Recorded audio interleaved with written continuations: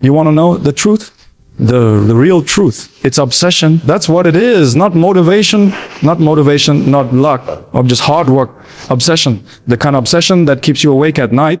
The kind that makes you uncomfortable when you're not training, not improving, not progressing. That's what made me a better player.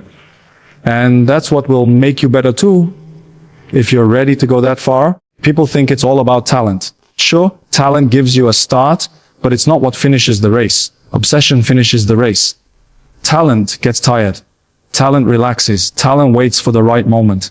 Obsession doesn't wait. Obsession creates the moment. Obsession is the voice in your head that doesn't shut up when you've had enough, when your legs are burning, when your chest is on fire, when your body is screaming, stop. Obsession says, not yet, there's more in you, keep going. When others were resting, I was moving. When they were satisfied, I was starving. And it's not just physical training, it's in everything.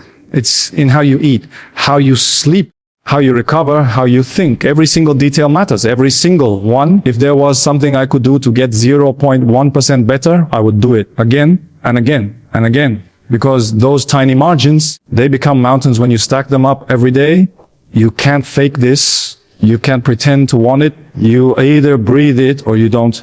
I breathed it.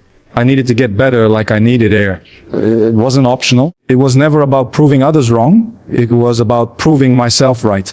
I set standards for myself that scared me sometimes. But that fear, that pressure, I didn't run from it. I used it. I remember nights where sleep felt like a weakness. I wasn't comfortable unless I had trained twice that day. Not once, twice, minimum. Even when I was ahead, even when people said I was the best, I never heard it. You know why? Because I never said it to myself. I didn't want to be told I was the best. I wanted to feel like I still had something to chase. That's obsession. That's what keeps the fire alive. Every training session had to mean something. Every repetition had to be sharp. Focus perfect. Not good enough perfect. Because perfection, even if it's unreachable, gives you direction. Most players are satisfied with good days. I was chasing flawless days. And when I didn't reach it, I trained harder the next day. There was no ceiling. I didn't want one. And here's the thing. Obsession makes you different. It separates you. It isolates you. People won't understand. They'll call you crazy, too intense, too serious. But let me tell you something. Everyone loves a winner when the trophies come out, but not everyone is ready to walk the lonely road that leads to those trophies. That road is dark, cold, and full of sacrifices. But I walked it again and again, willingly, because I wanted to dominate, not just compete. You have to be obsessed with the process, not just the outcome. Everyone wants the result. Everyone wants the medal, the praise, the spotlight. But who wants the grind? Who wants the pain? Who wants the discipline, the routine, the brutal honesty with yourself that says, you're not good enough yet, do more? That's the voice I listen to. That's the voice I still listen to. Obsession changes how you think. It makes you analyze your weaknesses more than your strengths. It makes you uncomfortable with comfort. While others celebrate, you watch tape. While they sleep, you recover. While they scroll, you focus. And it's not because you hate rest or fun. It's because your hunger is bigger than your excuses. People say, take a break, enjoy what you've earned. But obsession whispers back, you haven't earned it yet. And even when you win, even when you lift the trophy, obsession asks, can you do it again and again and again until you stop chasing greatness and start setting the standard for it? You don't need to be told to work. You wake up ready. You don't need applause. You need results. That's obsession. And it's not for everyone, but for those who choose it, really choose it. It's unstoppable. This is what made me a better player. Obsession, the hunger to improve, to evolve, to destroy my limits before they destroyed me. Not once, every single day. That's when discipline takes over. Because obsession lights the fire, but discipline keeps it burning when there's no fuel left. Discipline is what carries you through the mornings you don't want to get up, the nights your body aches, the days when everything inside you screams to stop, and you still show up, you still train, you still work like you're behind even when you're ahead. Discipline is not a mood. It's not a feeling. It's a decision made over and over again, no matter how you feel. There were days I hated it, days I didn't want to train, days when the cold, the pain, the routine, It all felt like too much. But those are the days that count the most. Anyone can show up when it's easy. Anyone can grind when the world's watching, when the energy is high, when everything's going right. But how do you train when no one's watching? How do you push when no one's clapping? That's where discipline separates the talkers from the doers. It's easy to post quotes. It's easy to talk about hard work and grind. But when it's 5 a.m. and the alarm goes off and your legs are heavy and the bed feels warm, what do you do then? That's where it matters. That's where greatness is built in silence, in discomfort, in repetition. Discipline is doing what has to be done, even when you don't feel like doing it. Especially when you don't feel like doing it. People love to say, stay motivated. But motivation is fragile. It fades. It depends on your mood, on your surroundings. Discipline doesn't care about your mood. Discipline doesn't ask how you feel. It just gets the job done. Every single time. And it's in those moments when you push through, even though every part of you wants to quit, that you grow. That's where you evolve. That's where better is built. You know what discipline really is? It's loyalty to your goals, loyalty to your vision, loyalty to the promise you made to yourself when you started. Because talk is cheap. Anyone can say, I want to be the best, but will you live like the best when no one's looking? Will you keep your standards high when no one's watching, when no one's clapping, when no one's pushing you? That's the test. That's where champions are made. I kept training, not because I wanted it every time, but because I refused to let myself be average. I wasn't chasing a dream. I was building an identity. Discipline turns dreams into structure, and structure into results. Without it, your obsession becomes chaos, but with it you become unstoppable. And when you combine that discipline with training that goes beyond what's required, beyond the schedule, beyond the program, beyond expectations, that's when you start pulling away from the rest. That's when you stop following the rules and start writing your own. You don't train to keep up. You train to dominate. You don't train to finish the session. You train to break limits, to break comfort, to break yourself down so you can build back stronger. It's easy to train hard when the cameras are on, but the real work, it happens in the shadows, in the extra sessions, in the moments no one else sees. When everyone else has gone home, I stayed when the lights were off. I was still on the pitch. The extra 500 touches. The sprints after the workout. The mental visualization before sleep. That's the difference. That's where the gap is created. Because it's not about doing more just for the sake of it. It's about doing the right things with intensity, precision, and purpose. It's about repeating greatness so many times that it becomes your baseline, your standard, your normal. That's how you get better, not just in skill, but in mindset, in presence, in confidence. You start walking into every situation knowing you've already done more than anyone else. You've already suffered more, prepared more, sacrificed more. And that kind of training doesn't just improve your body, it shapes your identity. You're no longer just a player. You become a machine, a competitor with no off switch. You feel the difference? You carry yourself differently. You step on the pitch knowing you're not hoping to win. You've already earned the right to dominate because of what you did when no one was watching. And that's what people don't understand. They see the result, but not the repetition. They see the glory, but not the grind. They don't see the thousands of moments where I chose discipline over comfort, training over rest, obsession over distraction. But I felt it. And every time I went further than I thought I could, every time I trained beyond the limit, I became more than just a player. Because by the time they showed up to train, I was already done. When they finished their sessions, I was just getting started again. Training beyond limits isn't about overworking. It's about outworking with intelligence, with purpose, with obsession. It's about understanding that the real breakthroughs don't come during the first hour. They come in the last 10 minutes when you're tired, when your body is shutting down, when your mind starts whispering excuses. That's when I lean in harder. There's a moment in every session when your body wants out.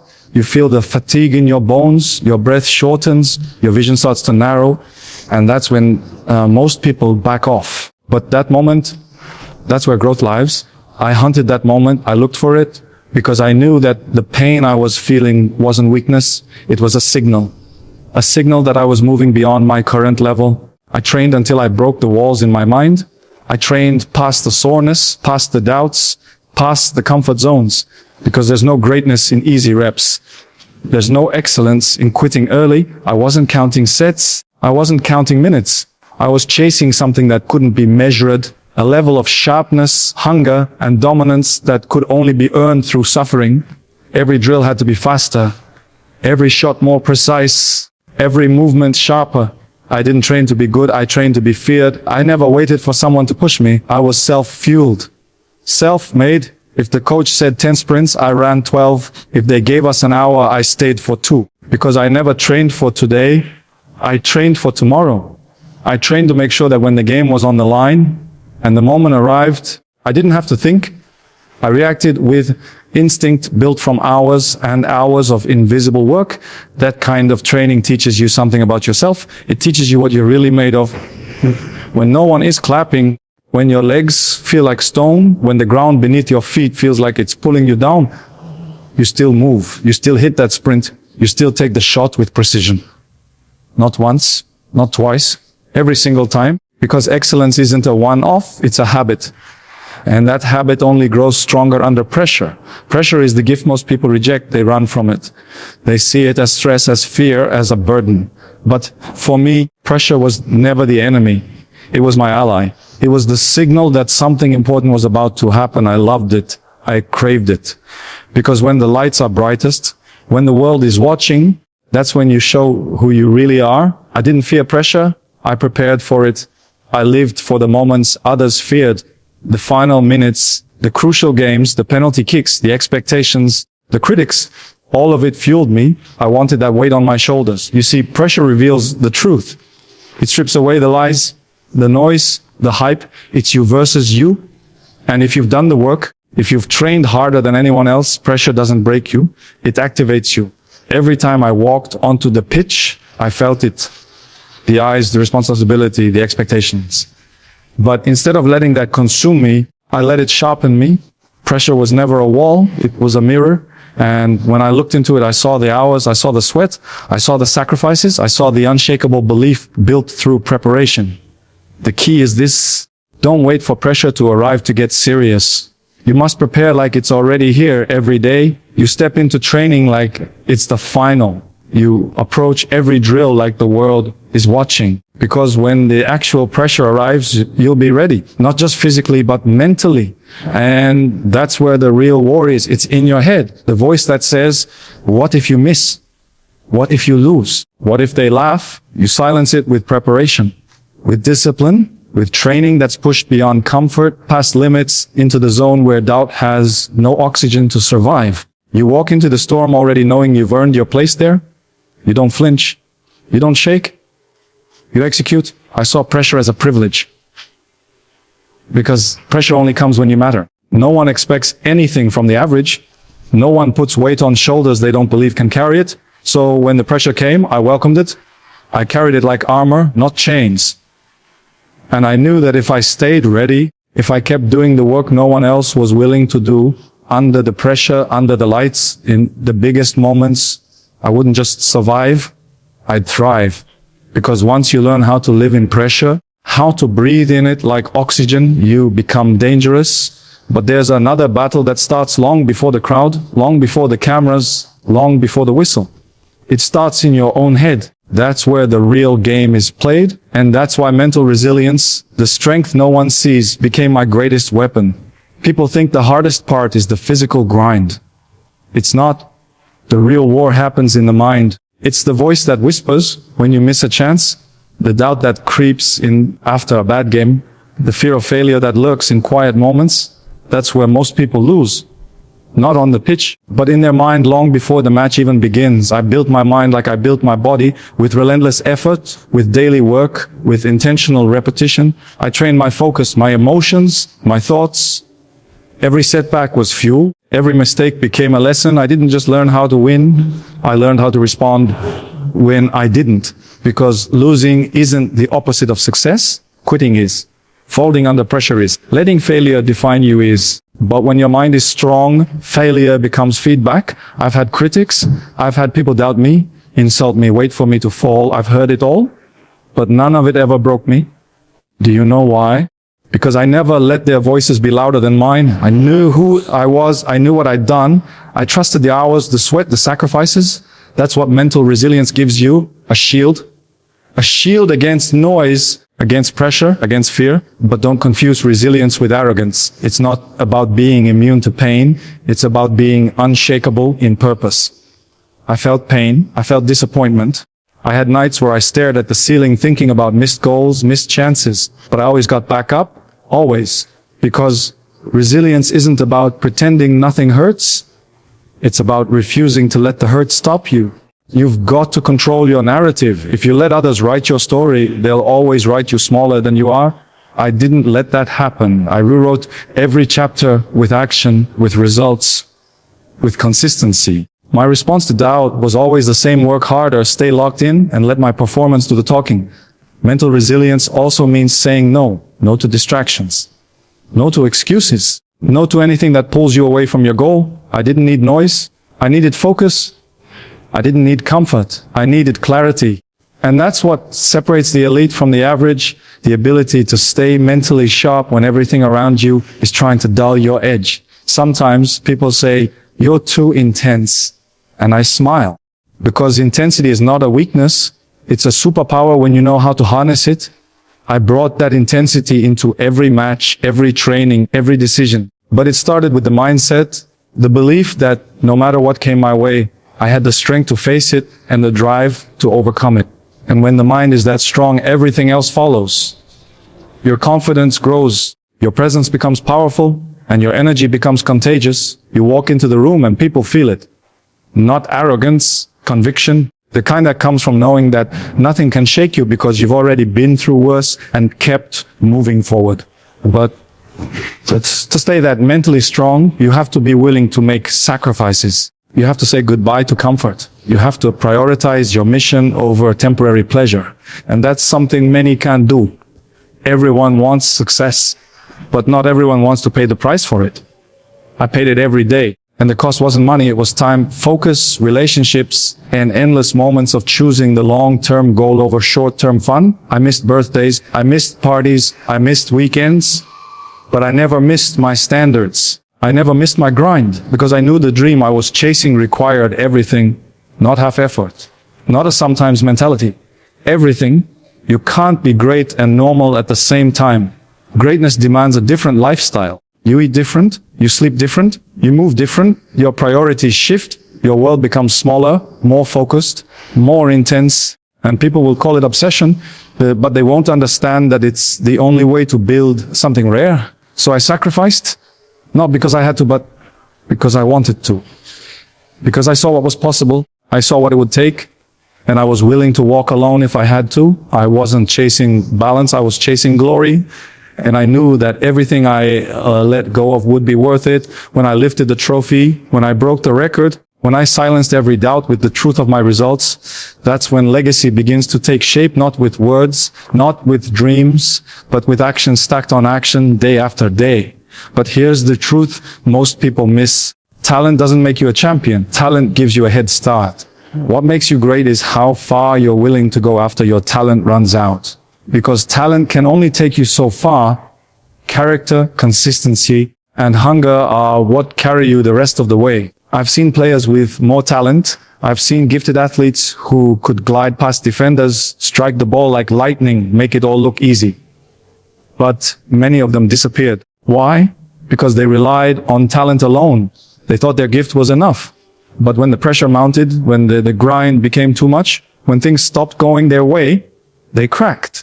They folded, because talent without obsession is wasted. You don't become the best by relying on what you were born with. You become the best by outworking everyone who was born with more.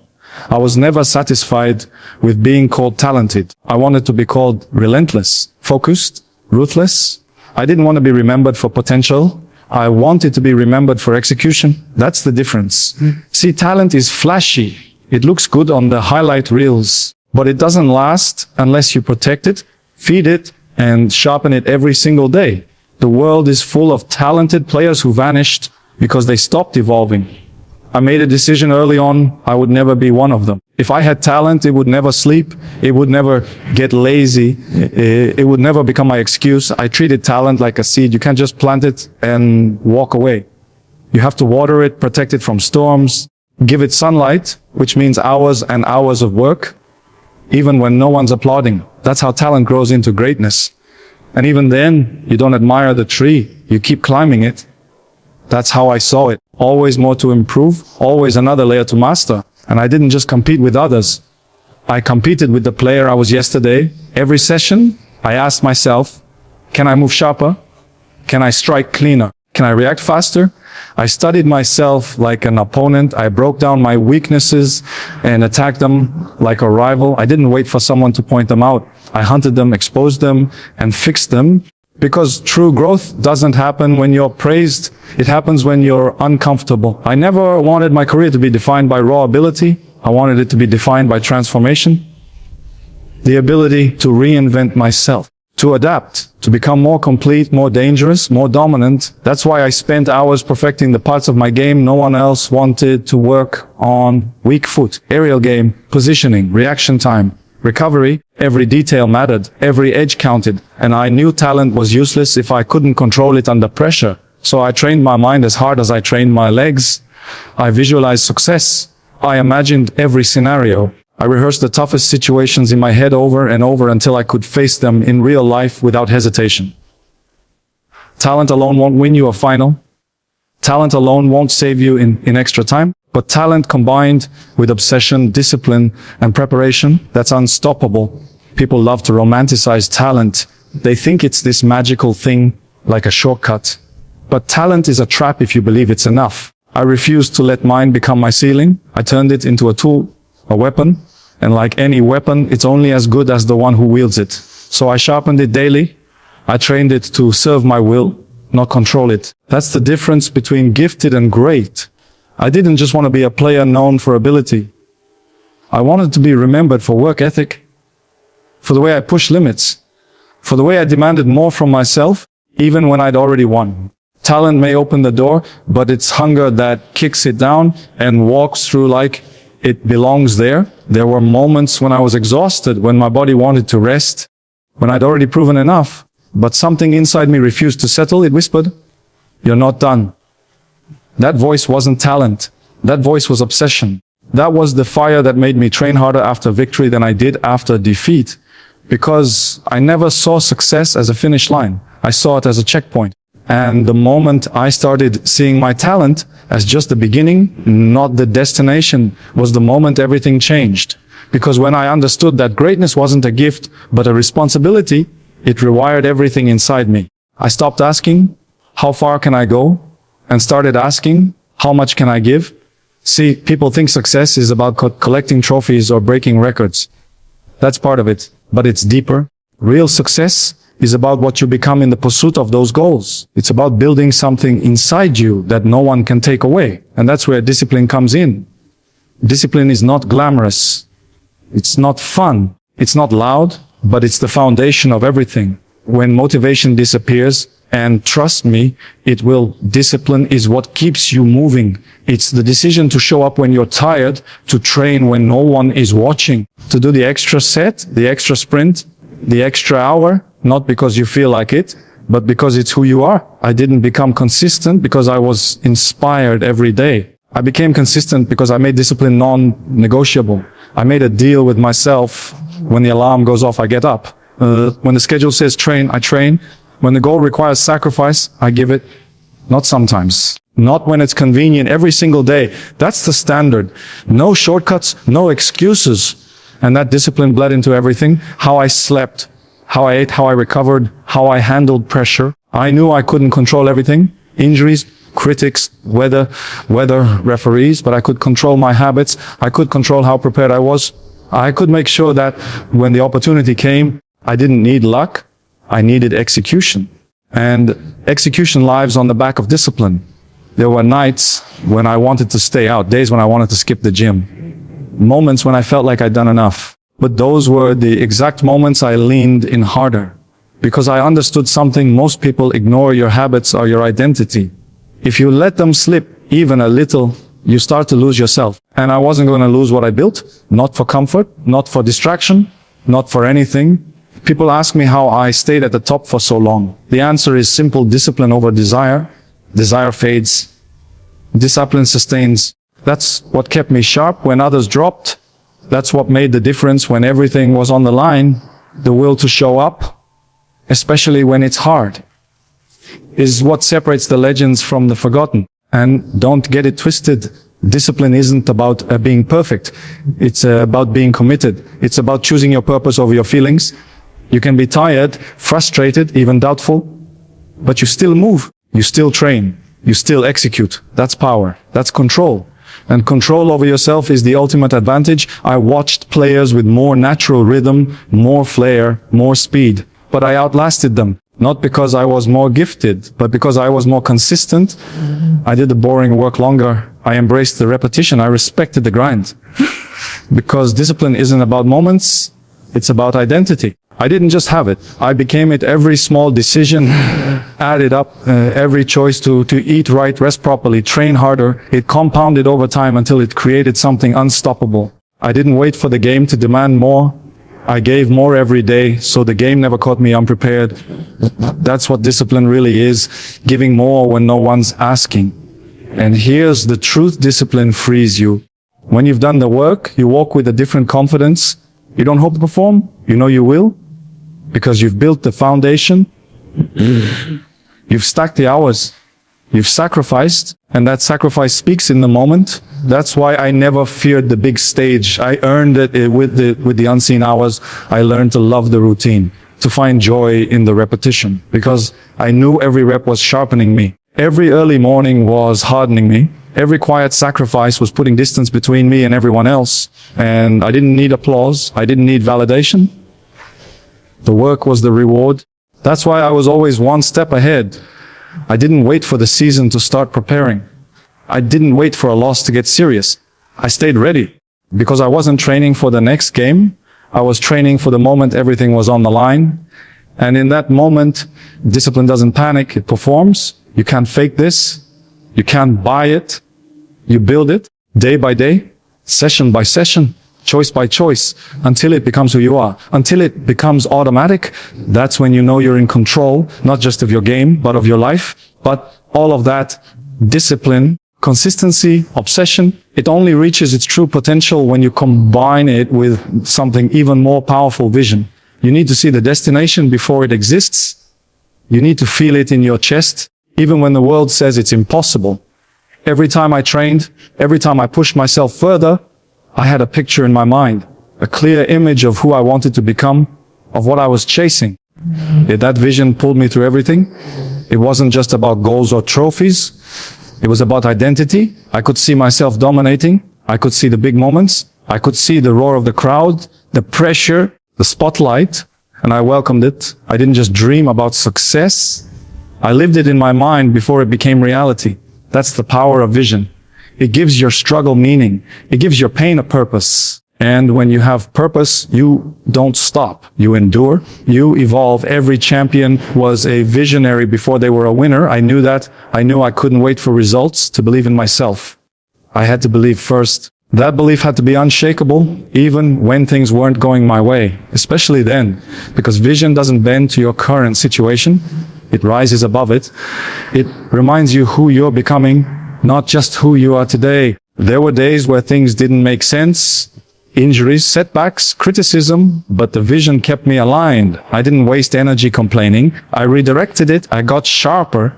I learned. I adjusted, because my focus wasn't on where I was. It was on where I was going. That's the difference between those who make it and those who don't. Some see problems, others see through them. People talk about talent, work ethic, mindset, but without vision, all of that is scattered. Vision gives direction. It turns hard work into progress. It turns sacrifice into momentum. It turns isolation into elevation. That's how I saw it. If I was going to be lonely at the top, I was going to make it worth it. I was going to turn that vision into something the world couldn't ignore. And here's what's real. Your vision has to be bigger than your excuses. It has to be stronger than your comfort, because there will be moments when it's easier to settle, easier to slow down, easier to coast. That's when the vision saves you. That's when it reminds you why you started and why quitting was never part of the plan. I visualized everything, not just the victories, but the process, the struggle, the grind, the days where nothing worked, where I felt heavy, off balance, tired. I saw those days as part of it, not obstacles, ingredients, necessary pain. You can't achieve something massive without paying a massive price. So I welcomed it. I smiled at it because I knew it was shaping me into the version I saw in my head. And I protected that vision like it was life itself. I didn't let anyone talk me out of it. I didn't let small minds shrink it. I didn't let comfort dilute it. That image of success, of legacy, of greatness, it lived in me. Every training session was a step closer. Every lonely night was proof I was locked in. Every hard decision I made fed the vision. It wasn't fantasy. It was a blueprint. But vision alone isn't enough. You can't just dream big. You have to match it with massive action. That's what I did. Every time I saw myself at the top, I asked myself, what does that version of me do today? And then I did it. Simple, ruthless, consistent, no negotiation, no delays. I didn't just believe. I built brick by brick, rep by rep, day by day.